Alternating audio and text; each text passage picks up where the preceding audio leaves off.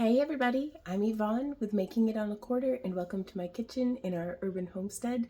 Today I got a pretty sweet deal on some ribeye meat and I'm going to try learning a new skill, and that is rendering tallow. And I'm kind of nervous, so I'm going to take y'all along the journey with me. So this is actually my very first vlog on the Making It on a Quarter. I had been posting our homestead videos over on my Monster Vlog channel, and if you found me from over there, hey, and if this is your first time watching at all, extra hey, and welcome to our urban homestead. Today I got a super sweet deal. This is the best price on meat I've seen in a long time. And we actually saw somebody be like, I'm not paying that much for, and I'm like, well, it's $7.16 per pound. You just got to get 16 pounds of it.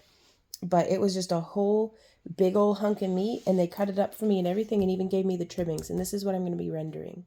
So my setup here is we have our crock pot freshly washed, we have the meat and the trimmings. I'm going to be cutting up and trimming the meat and prepping it for freezing, but my vac sealer's busted, so we're just putting them into gallon bags for today. But that is all right. I also have my coffee going and I'm getting some water going because we're doing some meal prep for the week too. So I'm doing some soft boiled eggs for breakfast and then hard boiled for throughout the rest of the week. And then I've also got these tomatoes that we need to process probably into the dehydrator, but we'll see how all that goes. One thing at a time. First things first, coffee. Now I have the crock pot on low and there's just a little bit of water in it from where I had rinsed it out, but I'm going to start with what should be the easier part of the trimmings, and that's, in my mind, that's the trimmings from the store. This was so nice. He had the butcher had offered to trim them for us, and I was like, yeah, can I have those? And he was like, yeah. So that was fantastic. So I have zero training in this. I have no idea what I'm doing, and I haven't even watched, like, I mean, it's been ages since I've watched a YouTube video on this, but I'm just going to try to take off any visible meat because I figure all the book learning in the world's great, but it's pale in comparison to just a little bit of experience.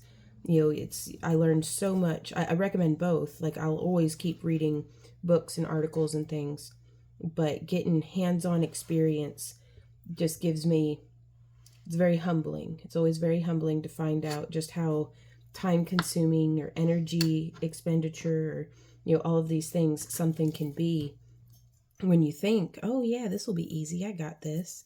And it's like, oh boy. Now here, oh, that fat's just coming apart. Easy as anything. Well, hot dog.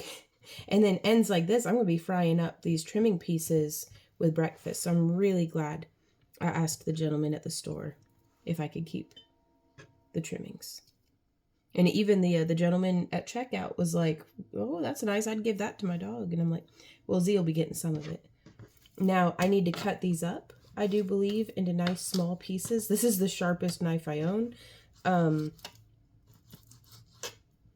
it's doing all right. I've never, ever rendered my own tallow before. My goals with this, I'd love to be able to use some in skincare if it doesn't make me smell too beefy. Or if nothing else, just being able to put it, you know, in some frying oil for like frying up potatoes. I bet that'd be delicious. I just want to see what happens. And I'll keep you all posted along the way. Alrighty, y'all, so it took me like 20 minutes just to get through the trimmings. We've got the bit I'm going to give to the chickens, the bit we're having for breakfast, and the fat in the pot. I did my best. I figure worst case scenario, it's just going to be like super beefy tallow. Now time to double dad slap these bad boys and get them trimmed up because I've got the water boiling for the eggs and the skillet heating up because I am so hungry. Like, breakfast was like an hour and a half ago and I'm still working on it, but that's fine. Also, I can be a little bit of an idiot, but like, how often do y'all sharpen your knives while you're working? Because I feel like I've got to do it every like 30 seconds. It dulls so quickly and I don't know if I'm doing something wrong or what the right way of doing it is, so I don't know. But I figure the best way to learn something is to ask the internet. So so I'm taking a bit of a break, and it occurs to me that it's like, just because I don't live on, you know, a lot of acres. Just because I live in town doesn't mean that I can't get some practice in of practicing rendering out tallow, practicing canning, a lot of the different things that we do here on our quarter-acre homestead will hopefully be helpful wherever I find myself in life. And even if this ends up being our forever home, that is not a bad thing. I'm very blessed to get to have the home that we have. It's a mega fixer-upper, but it's ours, and that's a start. But you don't have to have your dream home or your forever land or whatever you think you need to get started. You can get started with what you've got right now, even if it is just reading articles, even if it is just buying meat in bulk at the store and then processing it and seeing, you know, how much meat do we eat in a 6-month period. Like, because it really, I don't really keep more than 6 months worth of food on hand, just because I don't have a big enough deep freeze to do that, and it keeps everything in a pretty clean rotation, and that's just where I'm at right now. I'd like to be able to keep a full year, but we're not there yet, so that's okay. But just in the past 5 years of really keeping a deep pantry, of keeping a stocked deep freeze in addition to like our fridge freezer, because it's just my husband and I. We had our nieces for the summer for, you know, a few years, and we did have one of our nieces staying with us for a year, but that didn't really change our food consumption too much over the course of like the full year. But just doing anything that I can to get a bit of practice in, to get my bearings about me, and to have a deeper understanding of what my needs and capabilities are, gives me peace of mind, gives me, you know, a little bit of, it's easier to be courageous whenever it's like, yeah, let's go ahead. I know I can process this much meat in a day. I know I've got the freezer space to store it, and I know that we'll get it ate up before it's freezer burnt beyond recognition. I know that we can eat it up before it is freezer burnt beyond recognition.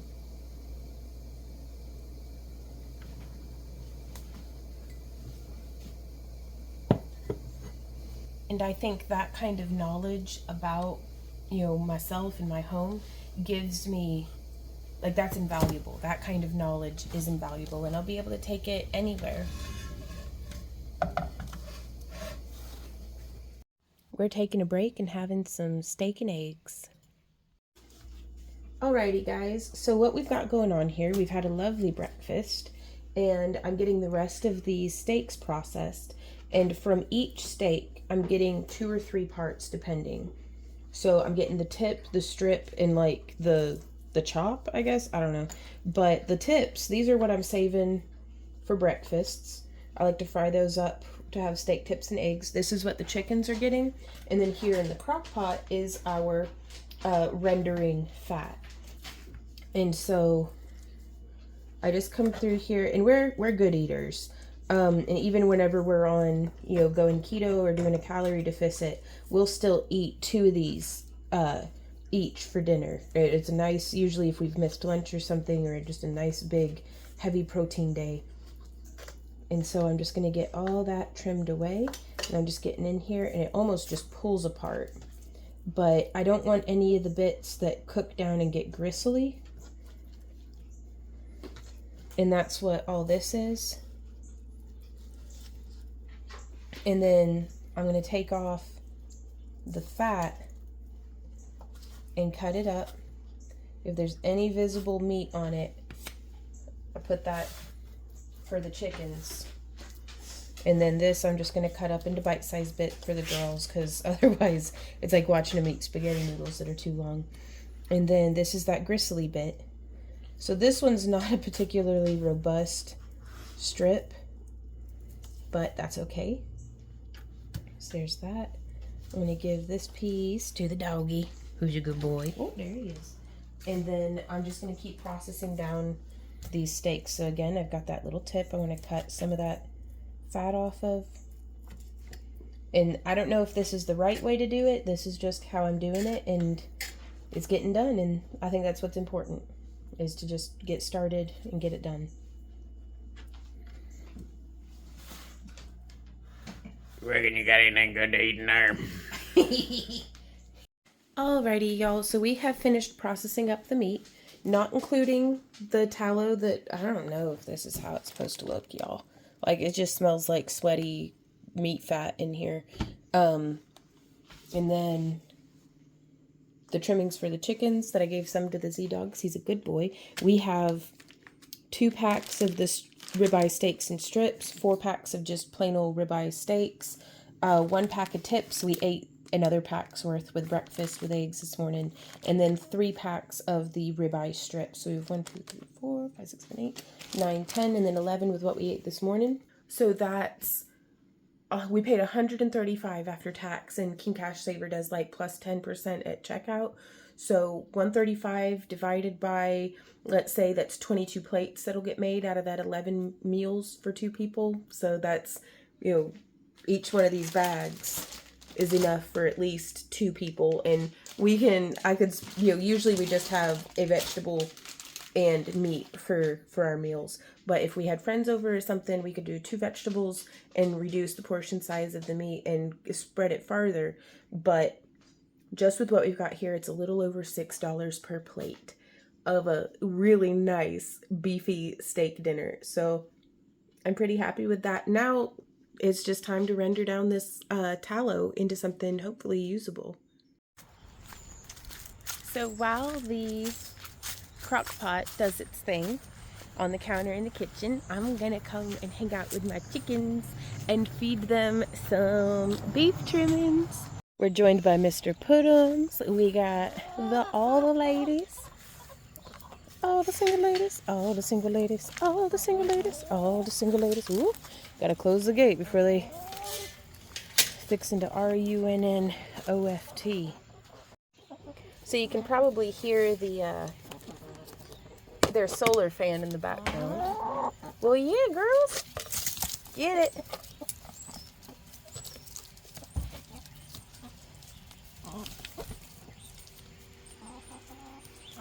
So they're just gonna be, I'm just gonna watch them with a cat in my lap while they figure out what they're gonna do with their day. And it's early enough in the day that they're gonna make quick work of all this, and I'm not gonna have to worry about critters or anything, is my hope.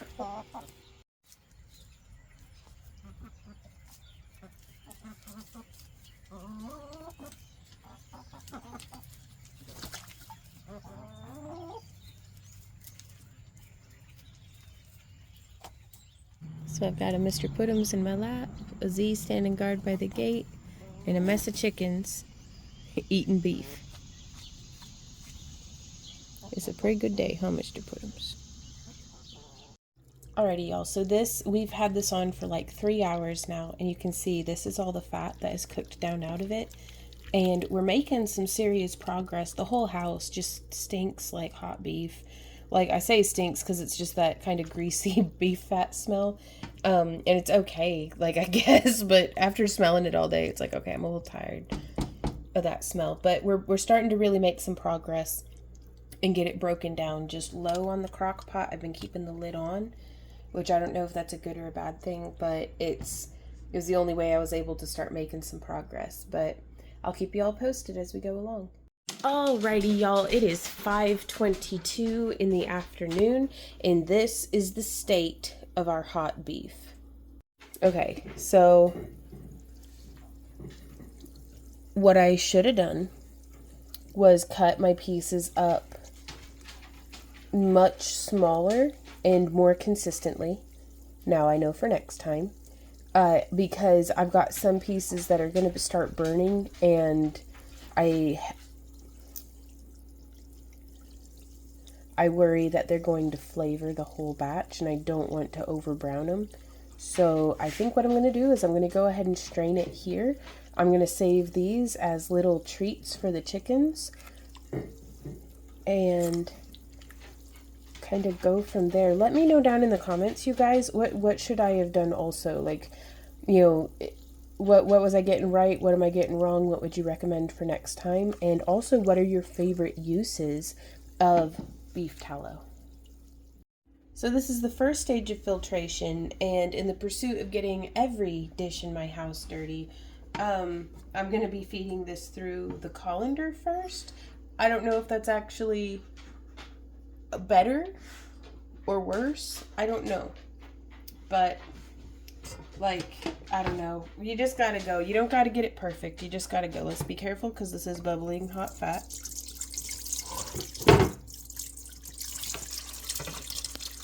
Ooh, bumping the tripod. And I've got that settled in there.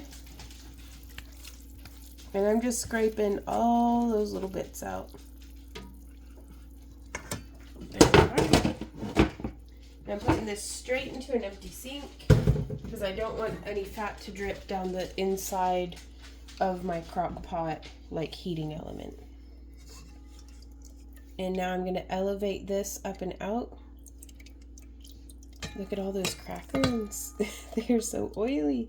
But that's okay. This is a whole lot of like tallow, I guess, right? Like, is that what's happening here?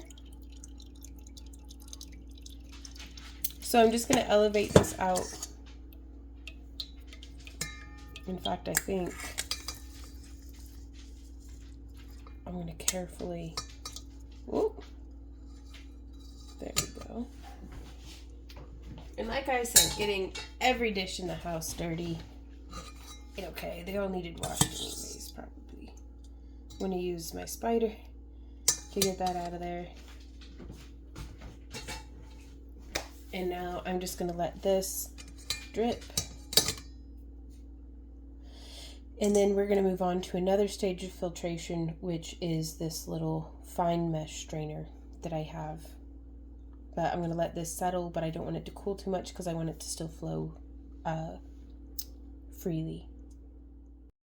I don't know how much this has made, so I've just grabbed 5 of these little jars. I like the shape of them because they should be very easy to scoop all of the tallow out into. And then I've got our strainer in a canning funnel. I'm setting the cracklings to the side. And now from here, let us see. I don't want to be messy with this. So let's get another dish dirty. Whee! I'm just using a butter knife, and I'm going to be using that for guiding the oil. I put it on the edge, and that's hopefully going to give it something to cling to not run down the side of the bowl. There we go. You know, and I didn't even really need it, but I still like it. So just coming up to right where it touches. Whoop.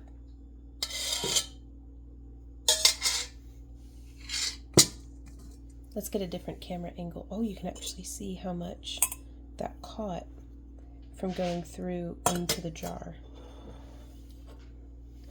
So I have a suspicion that this is going to be like mega beefy, which is okay. It'll be what it is. Now we're going to feed through the strainer again. Yeah, it didn't really need the butter knife, but I like having it. It's my emotional support butter knife. And I do like being able to make that noise on the edge of the bowl.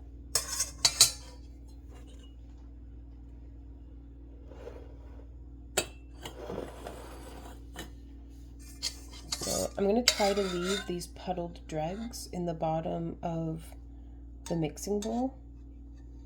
I'm going to try to leave them in the mixing bowl. So I'm just pouring off nice and slow.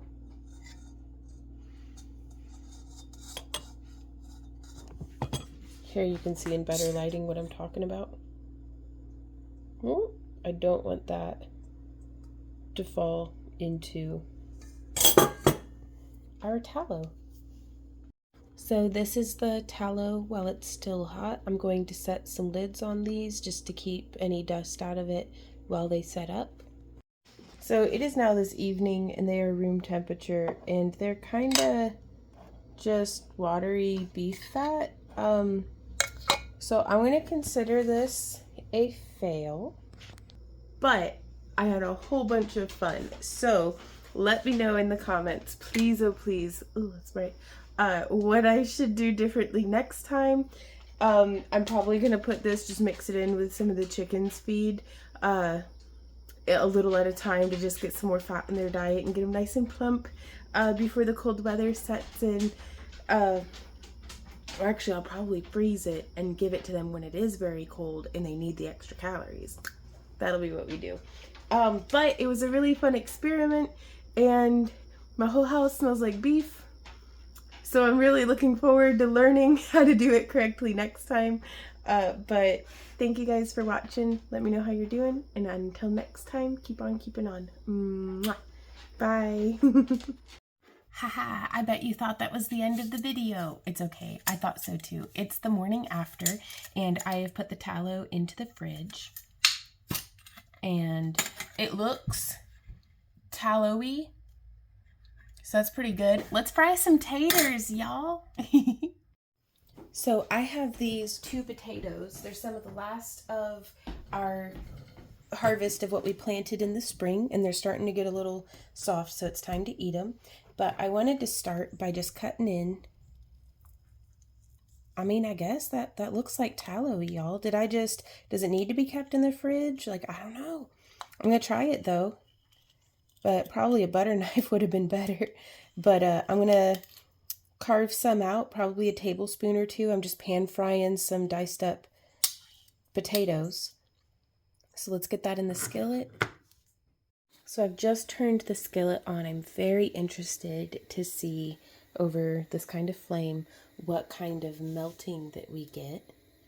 And so we may put this into some time lapse while I cut up the taters.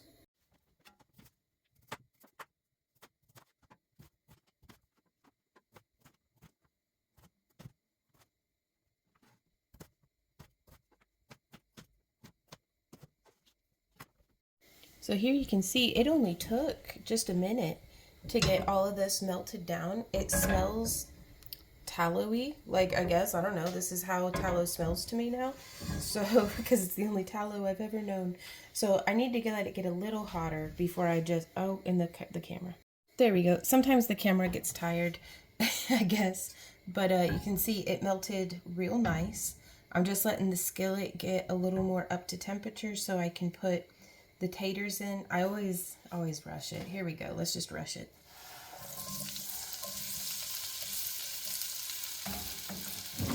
Well, that's not so bad.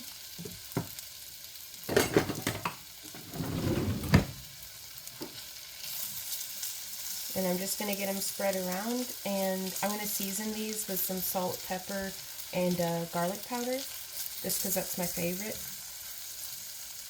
And then I guess I'm just going to do 1 potato because we're also having steak and eggs for breakfast. So I'm going to get these cooked up and then drain them while I cook the steak and the eggs.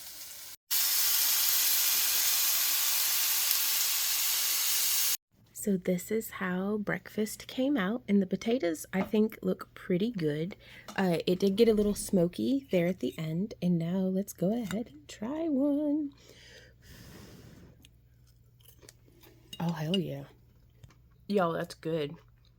Now, I'm not going to consider this a fail, but I am going to keep the tallow in the fridge because I don't trust it. But again, this is the for real goodbye this time. Let me know what we should have done different because I'm probably going to be doing this again. That's real nice. And I love getting a big hunk of meat and cutting it up and freezing it to eat for later. So I'll see y'all in our next video. And until then, keep on keeping on. Mwah. Bye.